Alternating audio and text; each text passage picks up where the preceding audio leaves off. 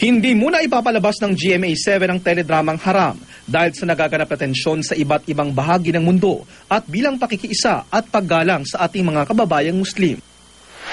Ang Haram ay tungkol sa pag-iibigan ng sundalong Kristiyano na si Luis, nagagampanan ni Dingdong Dantes, at ng dalagang Muslim na si Nadi, nagagampanan naman ni Kylie Padilla. Mababatid ni Luis na tutol ang pamilya ni Nadi sa pakikipagkaibigan at maging sa pagmamahalan nila dahil haram o bawal ito sa kanilang pananampalataya. Pero dahil mahal ni Luis si Nadi at para patunayan ang malinis niyang intensyon, magpapakonvert o aanib si Luis sa relihiyong Islam. Pero di lang ito kwento ng natatanging pag-ibig, kundi tungkol din sa pagsisikap ng isang pamilyang Muslim na mapalaki ang kanilang mga anak para maging katanggap-tanggap kay Allah. Layunin sana nitong ipaunawa kung bakit ipinagbabawal ang relasyon ng isang babaeng Muslim at ng lalaking hindi Muslim, isang doktrinang sinusunod din sa iba pang relihiyon.